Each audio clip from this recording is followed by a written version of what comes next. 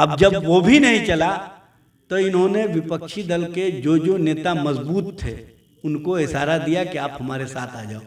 जब वो लोग तैयार नहीं हुए तब फिर एजेंसियों का इस्तेमाल कर रहे हैं। अरे मैं पूछना चाहता हूं भारतीय जनता पार्टी के नेताओं से कि जिस अजीत पवार के संबंध में प्रधानमंत्री जी ने कहा था देश का सबसे बड़े घोटालेबाज 72,000 करोड़ के घोटाले का आरोपी ईडी है, आईटी है, सीबीआई है, एक एजेंसी के माध्यम से देख रेख हो और निष्पक्षता बनी रहे।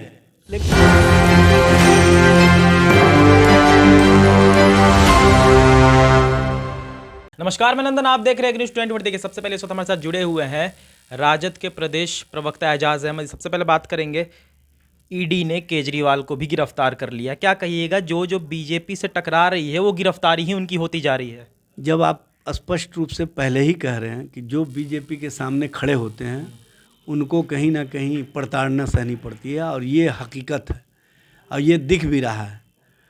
मैं पूछना चाहता हूं भारतीय जनता पार्टी के नेताओं से कि जिस अजीत पवार के संबंध में प्रधानमंत्री जी ने कहा था देश का सबसे बड़े घोटालेबाज 72,000 करोड़ के घोटाले का आरोपी, और इन्होंने कहा था एनसीपी का मतलब नेशनल करप्ट पार्टी, उसी नेशनल करप्ट पार्टी के नेता अजीत पवार को आपने 5 दिन बाद, सार्वजनिक सभा के 5 दिन बाद भारतीय जनता पार्टी में शामिल कराया और उनको महाराष्ट्र का डिप्टी सीएम बनाया, क्योंकि वो ईडी, आईटी और सीबीआई जैसी एजेंसियों से डर करके उनसे समझौते के लिए तैयार हो गए थे।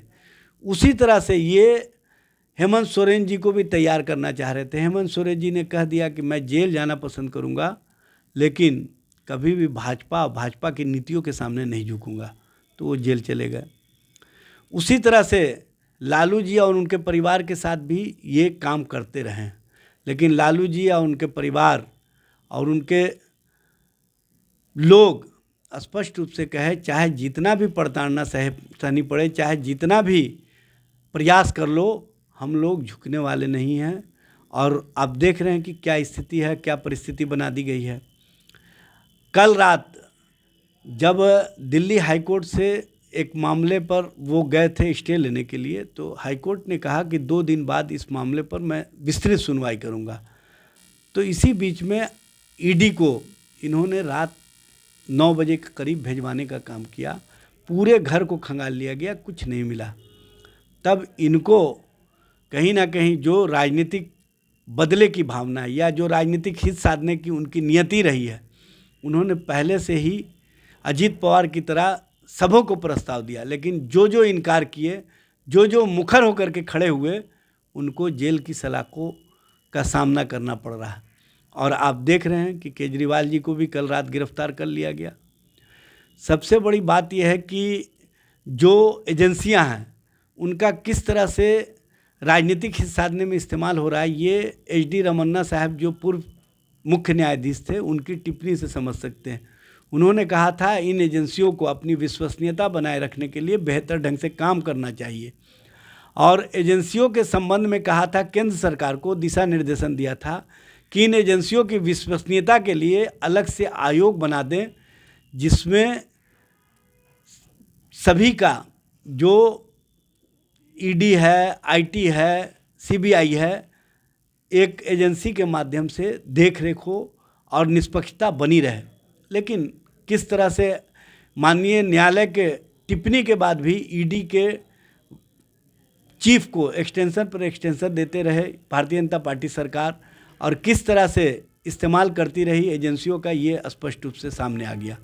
आपने देखा अभी इलेक्टोरल बॉन्ड के मामले में SBI को कड़ी फटकार लगाई माननीय सर्वोच्च न्यायालय ने, तब जब कोर्ट ने कहा कि आपने इलेक्टोरल बॉन्ड के मामले पर जो संविधान पीठ का आदेश था उसको माना क्यों नहीं, हम आप पर कंटेम्प्ट करेंगे, आप सारे तथ्यों को सामने रखिए, तो भी ये सही से तथ्य नहीं रखे।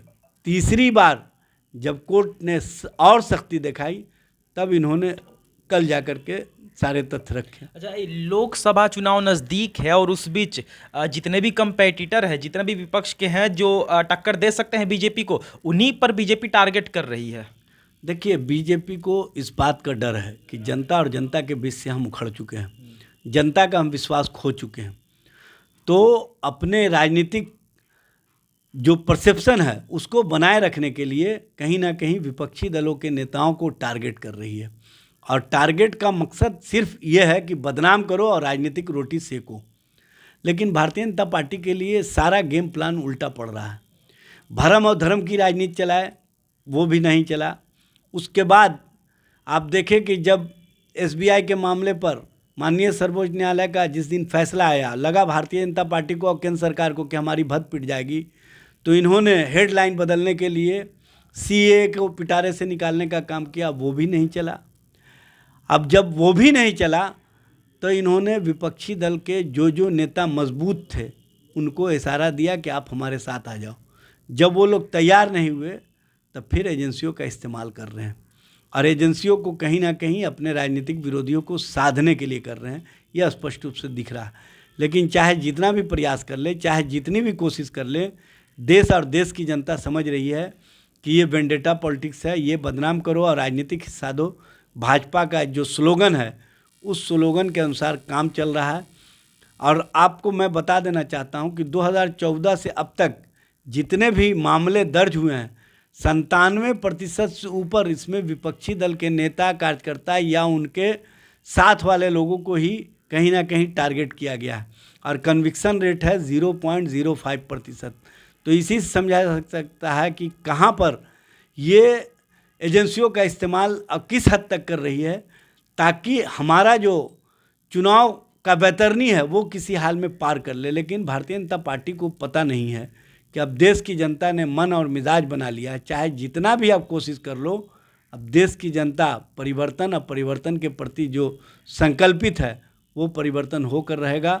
और नरेंद्र मोदी की नीतियों को जनता ने पूरी तरह से रिजेक्ट कर दिया है, और आने वाले चुनाव के परिणाम में स्पष्ट रूप से जो परिणाम परिणत में आएगा वो दिखेगा कि भारतीय जनता पार्टी और भारतीय जनता पार्टी की सत्ता कहीं दिखाई नहीं दे रही है। एक आखिरी सवाल लेंगे। यहाँ कल हम भी उपस्थित थे, आप भी उपस्थित थे, और शिक्षा को लेकर लगातार बातें बिहार में उठती रहती है।